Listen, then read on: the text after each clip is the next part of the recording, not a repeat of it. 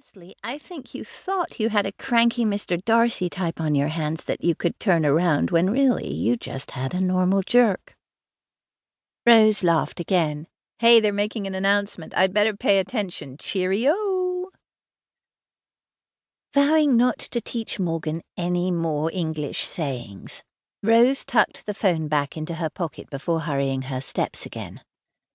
If all went to plan, she would finish for lunch just as Morgan's train arrived, and the two friends would meet in person for the first time in their more than 7-year friendship.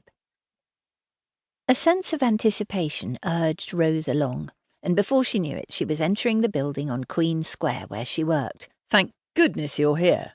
"Yes, sorry, best laid plans and all that." Rose dropped her bag onto her chair and walked over to the man seated at the large desk under the window. "What's up?" James Malcolm, owner of Luxury Lettings of Bath and Rose's boss, leaned back in his chair, stretching his long arms above his head for a moment, before sitting forward and waving a hand towards the empty desk opposite. "Guess who can't come in today because of a bug?" Rose blew out a breath. Bad timing. She hurried into the kitchenette and set the kettle to boil. A strong coffee would sort James out. "Let's have a drink and then I'll check how we stand." The morning whisked by in a whirlwind of phone calls, but still some part of Rose was keeping a close eye on the time, and when her mobile rang, she snatched it up eagerly. "Morgan, are you here?" No." Rose stood up, moving towards the door. "What do you mean? Was the train delayed?" She stepped out onto the landing to continue the call in more privacy. "My train seems to be heading toward the wrong spa." Rose frowned. "How? I mean, where are you exactly? Do you know?" Morgan recounted a spiralling story of exactly how she'd ended up on a train to Leamington Spa rather than Bath Spa, and when she'd first realised her error. "OK, get off at the next stop. Look for trains to Reading. You'll be able to pick up the one running between London and Bristol there, and Bath is a stop on that line. Just get on it and then text me." "Got it." "OK." Rose did some quick calculations in her head. "Morgan?" "Yeah?" "Don't fall asleep on the train." "Not a problem. I'll find someone to talk to." Muttering a quick prayer for that poor unsuspecting person, Rose hastily rearranged her day as she went back into the office. With hindsight, it was lucky Morgan's arrival had been delayed.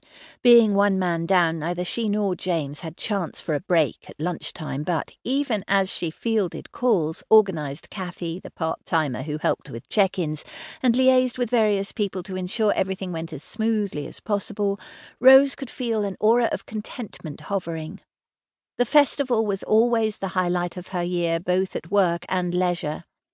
Add in Morgan's imminent arrival, and nothing could dent her mood. As if on cue, her mobile pinged. A text from Morgan, proudly stating she'd managed to get on the train running between Bristol and London, only it was clear from what Morgan wrote she was going in the wrong direction. Shaking her head in bemusement, Rose tapped in more instructions. "Get off at the next stop." Then she added, "Don't you have trains in America?" "Sure we do." "Have you ever used them?" "Not really. I tried the subway in D.C. once. Eventually I just gave up and took a cab." "Why didn't you tell me you had trouble with directions?" "Because I don't have trouble with directions. I just have trouble following them." "Ooh, I'm getting off the train again. Stay tuned. OK, 8 minutes. I've got it now, I'm sure of it. She'll be there just before 3. Text me." "You got it, boss." "Everything okay?"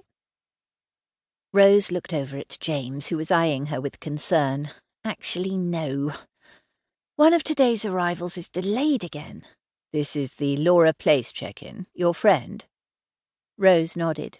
Despite all her reorganisation, they now had 2 apartments due to receive guests at 3. Rose sighed. Just when you think everything is going to go like clockwork. She glanced at the sheet, noting the addresses and likewise the difficulty of checking Morgan in 3 hours later than planned near Pulteney Bridge, and another booking due to check in on the Royal Crescent at exactly the same time.